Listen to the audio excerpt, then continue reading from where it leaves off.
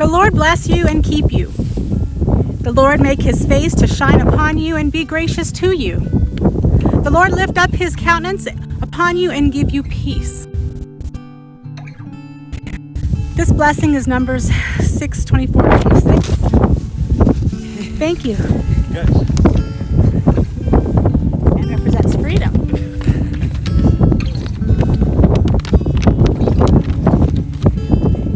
What it does is it declares that God will keep you, be gracious to you, and give you peace. Our words and deeds can keep one another. As if we were saying, if you need help, come to me, and I won't hold it against you. I will be there for you.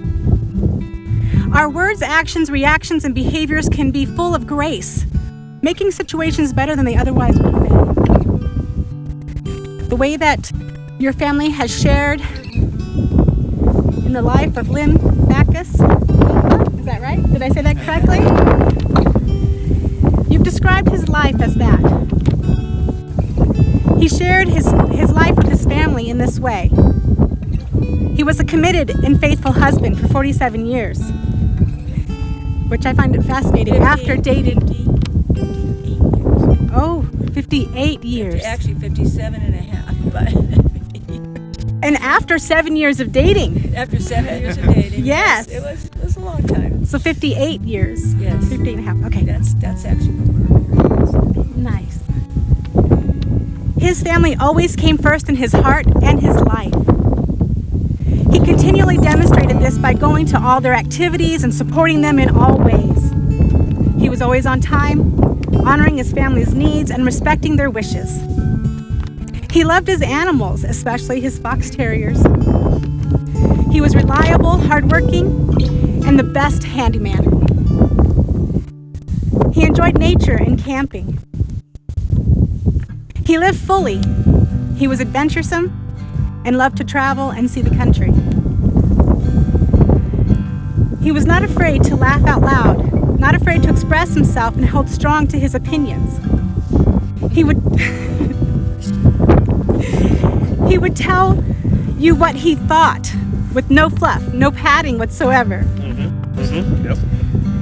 He taught each of you that life is full of little adventures and experiences, and he loved sharing those in his stories with you. He made the world a better place by giving fully and always being there to help and support you. Countenance is a person's facial expressions, their behaviors. It leaves you knowing what they feel and who they are just by looking at them and feeling their presence. His was one of the biggest smiles, the loudest sneezes, the really big fun laughs. He lived his life with persistence, and he fought all the way until he passed. Even in his death, teaching each of you how to live a loving life. Now there are some that would like to say a few words, and I'd like to give some time for that now.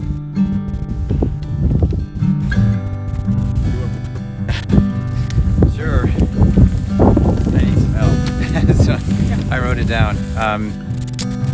All right. Well, I thought I'd share with you sort of the small things that I remember about Dad. And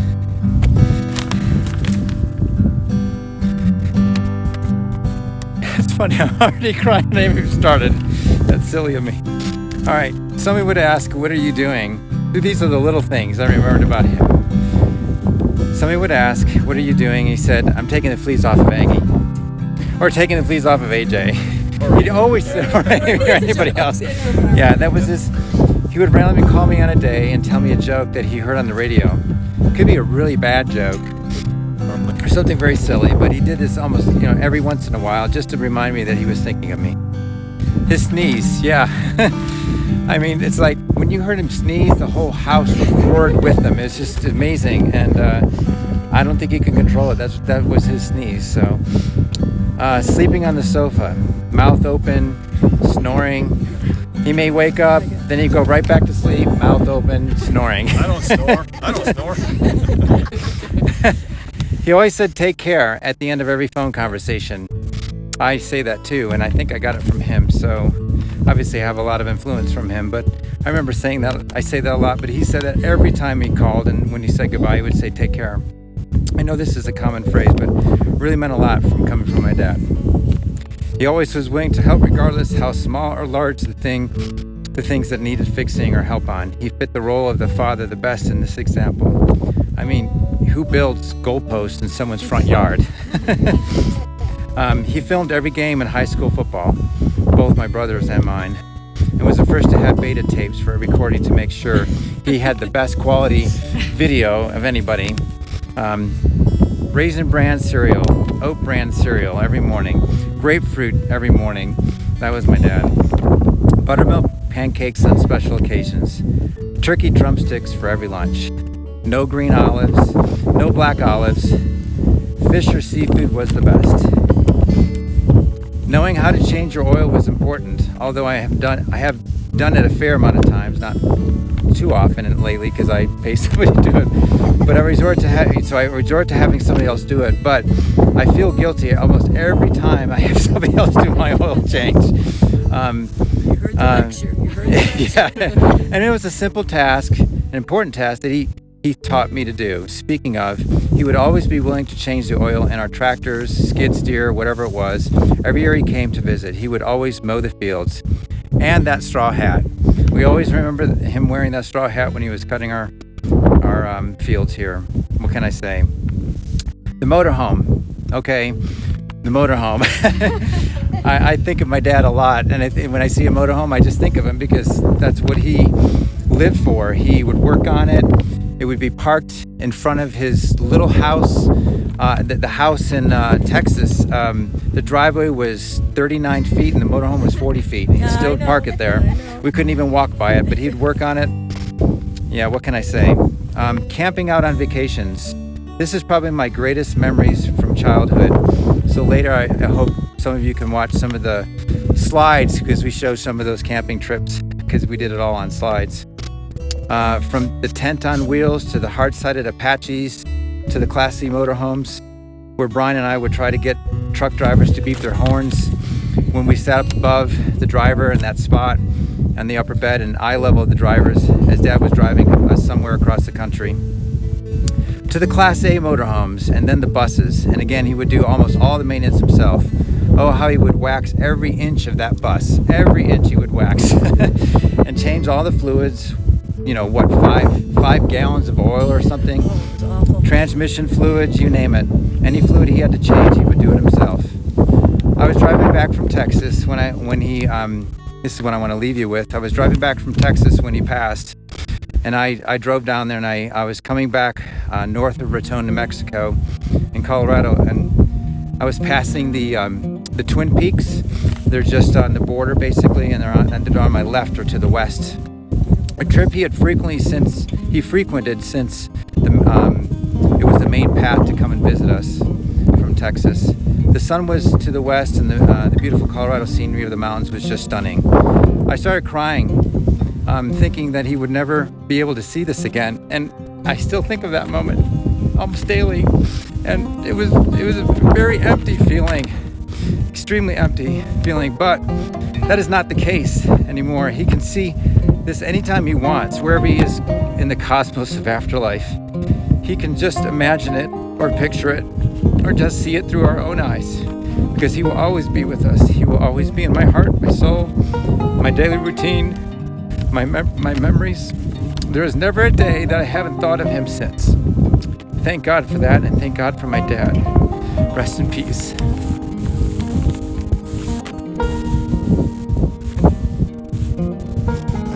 Mine's not written down, so I'll just, I've got 3 things I want to talk about, and one of them is just a memory that I've had, and I'll talk to you guys because you probably haven't heard it, but when I was a little boy, I was probably, I'm guessing 7 or 8 years old, and Dale was he's 2 years younger than me, so he's right behind me, and we were in the yard on the driveway near our garage, and he did something to get in trouble, and Dad came out and whooped him. I mean, just whacked him good. And I remember just looking at my dad going, "You're mean," and I just took off running as fast as I could run. And at about 3 steps, He had me by the shirt collar and drug me back and whacked me and put me in the house too.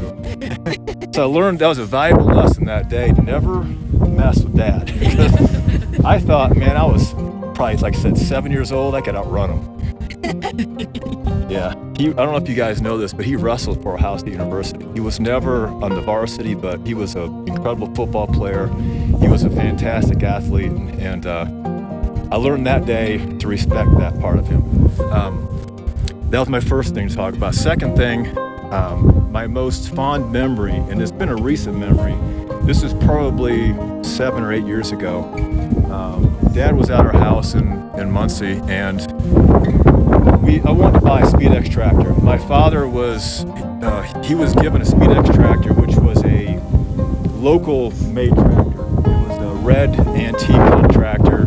It was a true tractor. It wasn't a lawnmower. It looked like a glorified lawnmower. This actually a real tractor, had ag tires. It was a neat little tractor. And Dad had sold his, and I didn't have one. I wanted to get one just because I wanted him to come to our house and see this SpeedX all the time, and I thought it'd be important. So we took a trip to Ohio, and we left, I think, early in the morning. Where's Kimmy? We left early in the morning. It was like, before the sun came up. And we spent the entire day on the road looking for these tractors. We went to, 2 or 3 different places. We actually bought 2 of them, and they're still at our house. But that trip, that whole day with Dad was just the best experience because we talked about the family. We talked about things I'd never heard of about my grandparents, about how he grew up and going to the lake, because my great-grandparents had a cottage on Lake Erie, and it was neat to see that, talk about that. We actually got to go up there and look at that, and we just took a tour and bought the 2 tractors. And I remember, even at the age, I was probably 45 years old, somewhere in that 45, 50 area. I still got too tired to drive, and he would still drive. He would always drive. He was never too tired to drive. I don't care if he was up 20 hours, he would still drive. He would always, let me take that. He'd just drive. And I fell asleep. We got home at like 2 in the morning, and she woke up with 2 tractors and a bunch of implements, and she wasn't very happy about that. But that's my most fond memory. So number 1 was with him getting smacked and me getting smacked, and learn to respect Dad. Number 2 was the fond memory. This is the important one I want to talk about. And I remember the day he passed. This one was it hurt me, but it's hard to describe. And this is, please don't take this as negative, okay? My father never ever told me he loved me, ever. I can't remember the day my father said I love him. I can't remember ever not feeling loved by him. So I knew in my heart he loved me. There was no question that he ever loved me. None. I never ever thought about that. But he never said it. And I remember never hearing that, and then he passed, and it just hurt.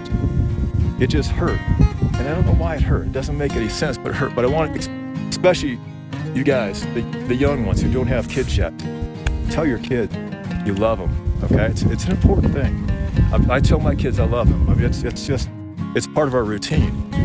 It's not every day, but it's often, and it's so important. So that was one of those things that I missed. It's deep. I miss it, but I never had a question. My dad was at every football game. My dad was at every track event. He was at every wrestling event we went to.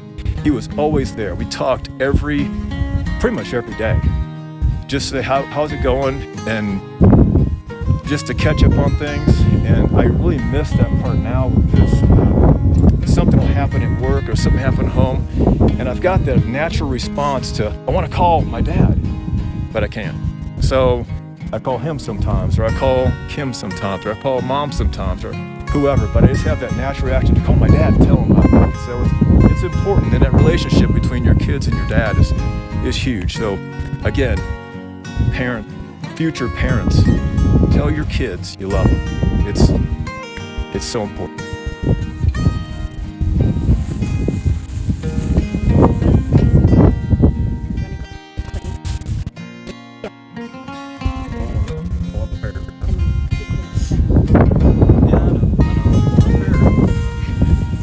I wrote this paragraph about Boone because I really adored what he did, and I loved him a lot, and I I wanted to write something, and my mom wanted me to. So I did that. So here I got, Boomba was a wonderful man that fought to the very end. He taught me how to clean cars, be a gentleman, and definitely not lie. Yeah, that's a day I don't want to relive. These things benefited my life tremendously. Tell everybody. What happened. Was it 500 or 1,000 times? 1,000 times. Yeah, okay. Who did I lie to him? Yeah, okay, so, yeah. I lied to him. I can't remember what it was about. It was probably something stupid. And he made me write 1,000 times I will not lie in a day. Yeah, that's what it was. That's what it was. And I remember oh gosh, I was like 11 or something. You were in mini football. Yeah, I think it was you were riding in the car because you wouldn't let you start practicing unless you had it all done. Yeah, he wouldn't let me start practicing until I wrote every word. So yeah, I do not want to relive that. These things benefited my life tremendously, and I never actually got to thank him for it. My favorite memory of him was when he was yelling at grade, he was a fork right, and it still hasn't stuck yet. Yeah. I will carry on his legacy by telling my kids about the jobs he did and how hard he worked and how fun it was to be around him almost all the time and seeing that smile and the huge sneezes he would let out. It was just wonderful. I enjoyed every bit of it. So that was all I wanted to say. I have some words I'd like to say. So, try to keep together. He wasn't somebody who thought about a legacy, right? He just was Linn, and everything on this farm he's had his hands in at some point. And I'm so grateful for that. But I have a couple things that I want to say. He rocked her so much when she was a fussy baby, so we didn't kill her. So the fact that she's alive today is because of Linn, because she was a little fussy and he would just take her and rock her for hours. And there's big, gruff, sometimes a bully Linn taking this baby and just rocking her for hours. So grateful for that. Also, I'm a little sad because I finally got a motorhome and I was hoping he would help me learn the ins and outs of it, but I have to call him every so often just to go, Linn, what would you do when things break down? Because they always break down, and he would have helped me through that for sure. But my funniest story is recent. When he died, I was telling one of my students, I was telling all of them, and one happened to come in here, and she goes, oh my gosh, I have something really funny to tell you. This is so weird. But she would fly, when she was 16 and got her license, she would fly down our driveway. And I know that we tend to do that, but she flew faster than us. She would fly down the driveway early in the morning, and Linn would be walking the dog, and he'd do this all the time. He's like, who's in that VW bug? And he'd do this. And she's like, oh no, I better slow down again. So she was riding her horse the day that he died. This is no lie. The day that he died, she was riding a horse on the driveway. One of the young kids came flying down the driveway, and she, without even thinking, started doing this. I mean, so there's a legacy right there. Everyone will be now, with Noah, will be the one saying slow down. So even though he didn't purposefully create a legacy, he created a lot of legacy with our farm, and of course with each and every one of us. And getting people to slow down on the driveway, for sure. So, we miss him immensely, but I do have to say, the great thing about him passing the way he did is we never had to take his car keys away, because that was giving me a lot of anxiety, worrying about him aging and having to take his car keys away. So, right. So I'm grateful that we didn't have to do that, because that would have been really tough. I would have not felt happy at all for Brian and Dale that day. So.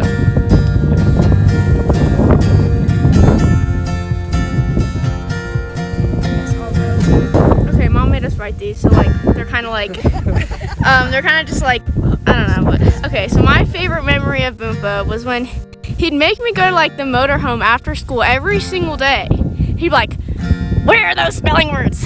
Get them out. And like he wouldn't let me pass. Like if I got one wrong, it'd be like, you're going over again until you get them right, and you're gonna pronounce them too. And he'd like also help me with like my math homework too.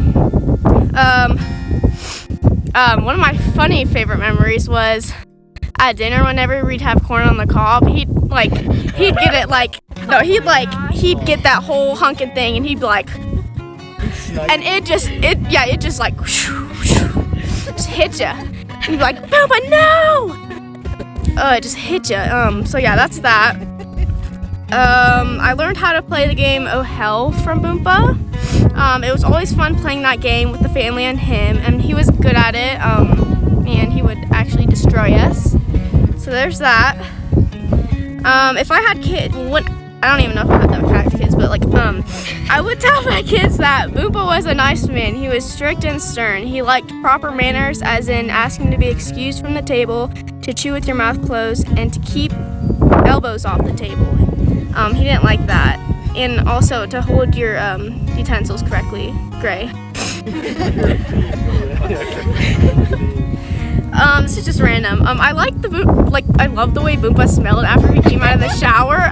He'd always smell like soap, and it kind of smelled good. Right before dinner, he'd always shower, and he just always smelled clean. So yeah, that's all I have to say.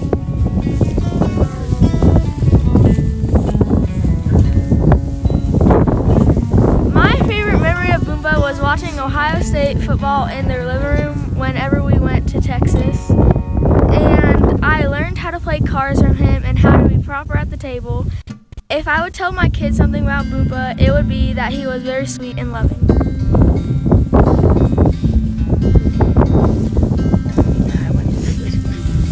He always picked on grades. I always picked on grades.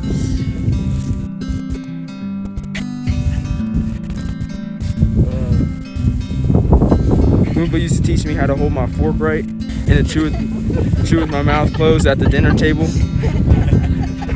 I remember when we used to get home from school and he would call me and Greer in the motorhome to practice our spelling words. Something I'll tell my kids about him is that he really liked turkey legs. He would never lie or let you lie to him without consequences.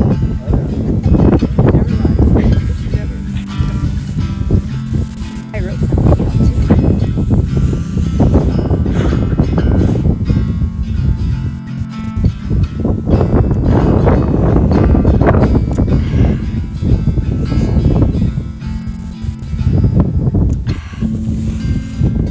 I remember meeting Linn and Kathy for the first time in Brian's home at Sacramento.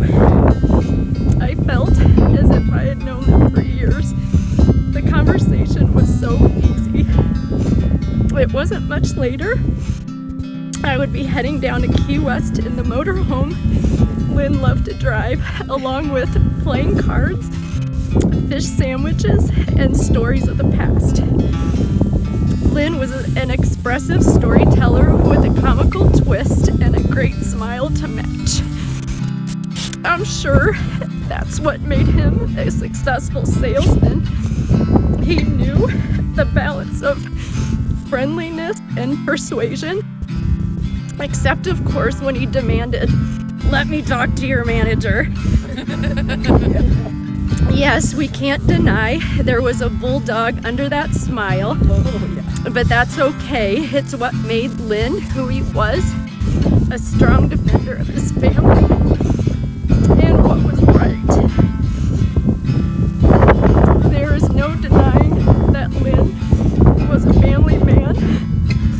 He loved his wife, loved his boys, the girls they married, and his grandchildren. He would do anything for us when we asked and when we didn't. Linn and Kathy have been so generous. Whether it be on a tractor, pounding a hammer, driving grandkids to practice, quizzing spelling words, or lavished Christmas gifts, he gave of himself in so many ways. My Christmas memories will always be great. Viewing Linn and Kathy's favorite movies, trips to the zoo, fantastic food, including the Krispy Kreme run. I will never forget watching Linn fall asleep on the couch with his mouth wide open and Quinn capturing the memories on his phone. My memory will be filled with fondness for my father-in-law, stories of his generosity, wisdom, love, and laughter that one day I will pass on to my grandchildren while driving in a motorhome, playing cards, eating a fish sandwich, or a fresh Krispy Kreme.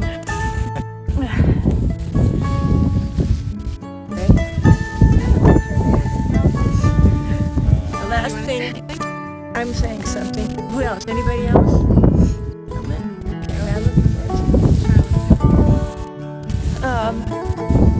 I just remember Boopa being, he was so strict and taught us how to work really hard, and he just, I don't know, made the farm run. Whenever there was an issue, you could go to him because he would fix everything. And as a kid, I remember we were never allowed handheld games, ever. It was like big no-no. And you would have a basket in your motorhome and of like the little old school solitaires. And I remember he taught me how to play solitaire on that. And I think he actually gave me one of those. And I just remember thinking that was pretty cool because I know our parents wouldn't let us have them. Keep me entertained on long road trips. He loved to, always say that he never got in a car crash, and I don't know, I always looked up to that because we do a lot of traveling with horses and driving across the country. I just always think about that. He was a very safe driver, but also could be always... Not his fault. Not his fault. He always said that, not his fault. It never was his fault. Never was. So, I don't know, he just lives through us all, and we're going to miss him a lot.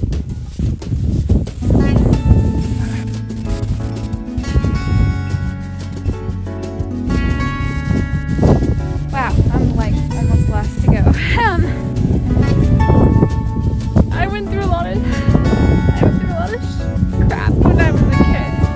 Mentally, I was an angry child. Sorry, geez.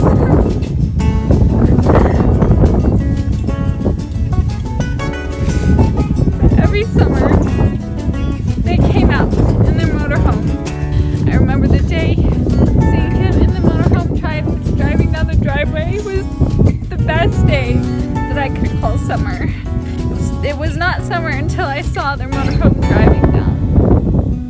Because as he did with his sons, he would go to take me, Grandma, to all my swim practices early in the morning, even my lacrosse practices early in the morning.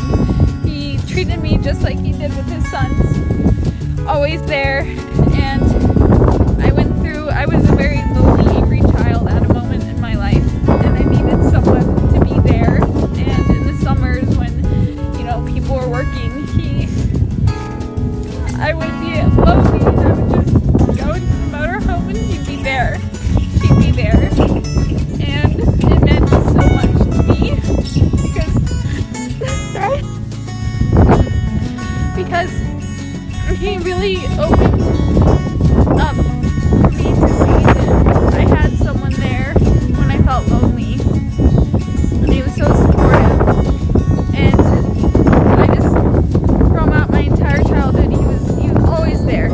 And as I grew up, got my own car, he made sure he showed me how to do every little bit of wax and wax every little bit of corner, and also take off gooey parts of stickers that I put on my car that he did not like.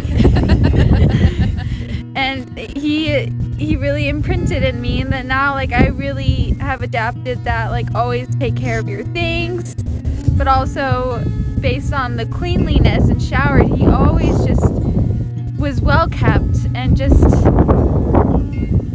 yes, he stole my favorite piece of string, and that scarred me for life. But from that day on, I tell that story for those who don't know. I like to acquire a lot of things. Random objects, not just toys. Broken objects, and they meant so much that one day I had a toy chest, and we were cleaning it out because I needed to get rid of some things, and he was just like, nope, this is going, because he was the only person that could probably do that. and just take I it was and there, just but I go. couldn't- Yeah, you were just keeping your distance because I was already distraught. And he grabbed this piece of string and he went to go throw it away, and I was like, Baba, no, that's my favorite piece of string. And I like freaked out. It was this long, honestly. And from that day on, it taught me how to be cleaner. I was a very messy child, but the moments I remember the best are the days I'd wake up and walk to the end of the driveway with him. He would stop for every car. He would wave to every person. And it was those 6 mailboxes over there. Probably 5 at the time, because new houses. But he would turn around every day, 6 a.m. He'd get up, go walk, and I would join him sometimes, not every day, because he was always into really taking care of his animals. And that walk was his time. And spending a lot of time with him, traveling to Indiana, I believe, in their motorhome. He always drove, but he always took care of everybody around him. Even if it was yelling or laughing or sneezing or snoring, he always took care of my grandma. And from that, I've seen so much of him rub off on my dad. And I'm a daddy's girl. And so it means so much to me because I love my dad. I love my mom too. She's here too. But growing up, having him there in my life has really helped me. So his legacy just moved on because I see little bits and pieces of him in both of you. And now I'm seeing it in those two. Maybe not so much that one yet. But It will be. he imprinted a lot in my life because he was always there in the summer. And leaving was the worst. When they were driving away, I'd always cry. Always cry. But yeah. Thank you.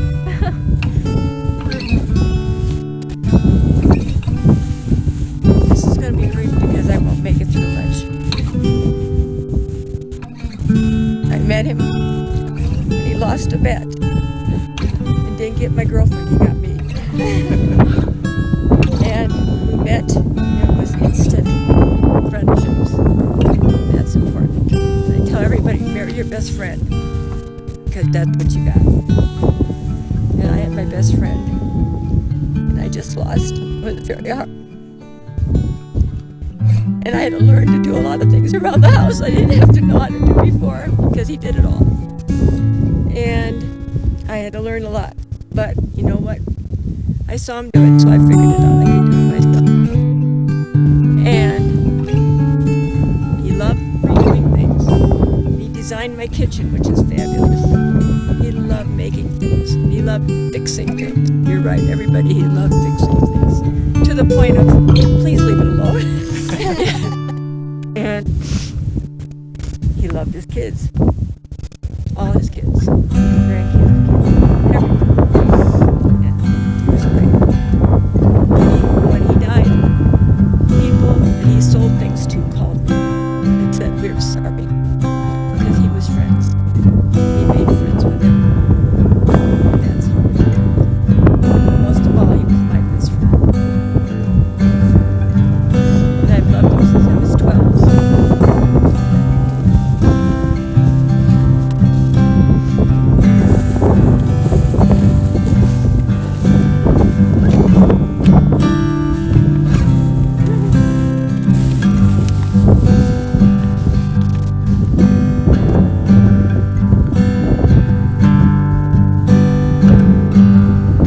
And look around.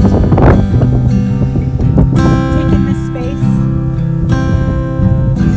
this place, all the beautiful sharing that has just come forward.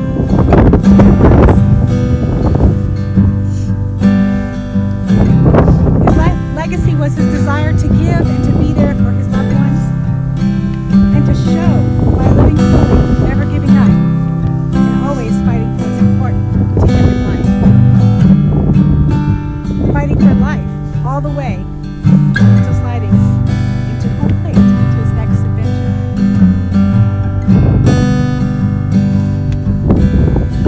As we take in the next breath, this breath of life, we celebrate this moment,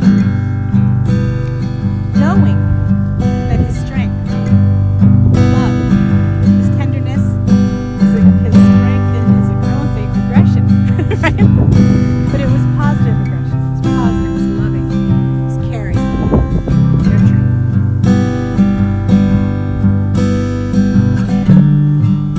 We take that in and know that continues in each and every one of you.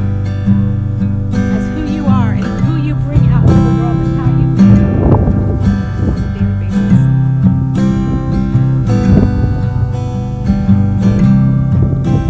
The invitation is to know who we all are individually, know who you are, and that you're bringing that part of you forward and honoring them in your life, with each other, and with all those you have contact with.